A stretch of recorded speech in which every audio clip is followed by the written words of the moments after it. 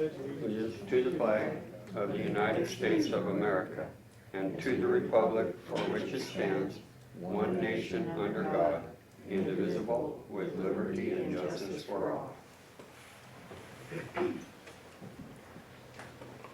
All right, good morning, everybody.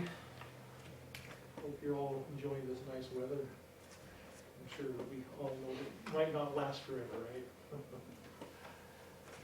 We will start this morning's meeting with public comment on any subject not on the agenda, and then the commission has jurisdiction over the public comment. Good morning, Mr. Chairman, Commissioners. Tim Ravendall, Conservative News from Montana. Understanding in history here, we have a policy adoption at the beginning of each new year.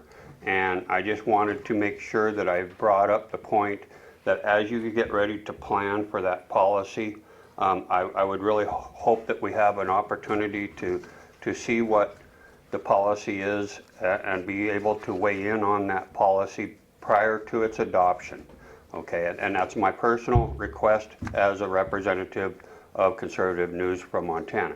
On another note, I would like to ask the Commission if there has been a proposal coming out of MACO on correcting some of the downfalls to make it easier for you guys under Title II of the MCA as far as open meetings, because that's been a hassle for a long time, and we've been needing to get that law corrected to not only make sure that it protects you guys to get your job done, but also protects the public to be able to have that right to know and the right to participate. So with that, Mr. Chairman, members of the Commission, thank you for your time this morning, and we'll move forward.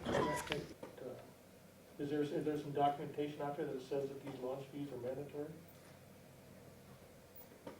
I've never seen anything that it does. Well, I think that decision was made at the trust board, that when they first put it in, it would be voluntary for this year, and then after the beginning of next year, it would be a mandatory fee. Okay. That decision cannot be made at a trust board meeting because the trust board is an advisory board to the commission. So any proposal that the trust board has to come before the commission. I do not recall that being the case.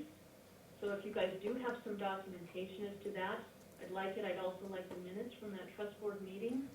And I think we should put it on the agenda so that is the way we are going to move forward, that it follows our policies, open meeting laws, and the public's right to participate. And the same with the secretary issue. That is due today at 5 o'clock. Again, the trust board has no authority as an advisory board to be hiring or contracting with anyone. That is a commission decision. And that needs to be, the whole process needs to come before the commission. And certainly, there needs to be a public process on how those applications will be vetted, will be judged, how the decision will be made. Is it a point system? What weighs most heavily? What is the criteria? We have all that when it comes to hiring personnel. There's been nothing in a public meeting about that. It needs to be added to the agenda, and then we need to follow that process publicly. Okay. My other issue then goes to the agenda. There's 3 bullet points in the middle of the agenda, and the first one says, seating is limited and attendance is limited to those with an agenda item or public comment. Attendees must wear masks and socially distance with 6 feet spacing at least. I've witnessed none of this happen in today's meeting. My questions are, well, first of all, as commissioners, the 3 of us are responsible for the health, safety, and well-being of not only all our citizens, but also of our staff. We have businesses who have had a very difficult time with the mask mandate.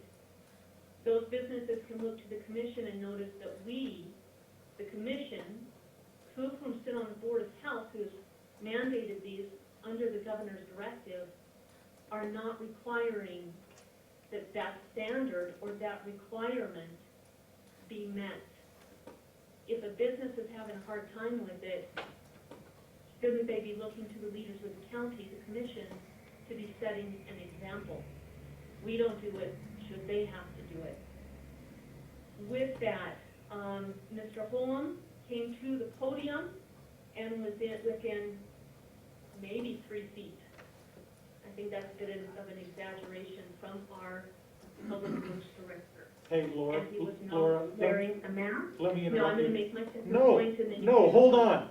And then, Dwayne is on oxygen and he's not required to wear a mask, okay? So let's get that Okay, point, let's get that point straight right now. Daryl, don't lose your temper. He was still within 3 feet of our public works supervisor. The second requirement under that bullet point is that 6 feet of spacing at least is required. That should have been adhered to when one person was not able to wear a mask. And my second point is that Tim Ravendall is not wearing a mask either. I don't see him wearing an oxygen.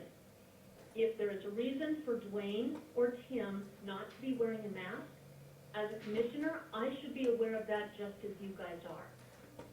If there isn't such Talk to the a county attorney. restriction, then you guys need to be, and you as chair, Daryl, need to be upholding the standards that we set as a commission that came from the governor, and that is that attendees must wear masks and socially distance with 6 feet spacing at least.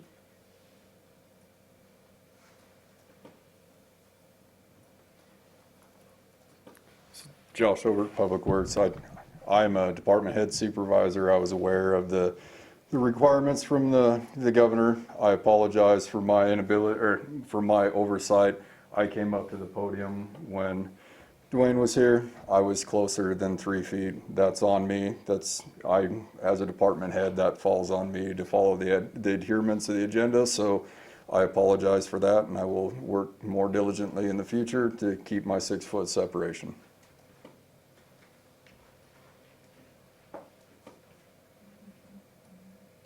Thanks, Laura, talk to the county commissioner, or county attorney about the oxygen. Okay. Anything else, Laura? No, but I would like a response to both my concerns. I understand the other one will be on the agenda, that's fine. I would like a response. I don't have one. You got one? Mr. Chairman, I want to be point blank. Tim Ravendall, citizen of Broadwater County. The rights of the citizens in a public building and under the open meeting laws took us the last 12 years to get the commissioner that's raising questions now to really recognize that. And I applaud her for actually recognizing that, but yet here we are again with a personal attack because of whatever reason.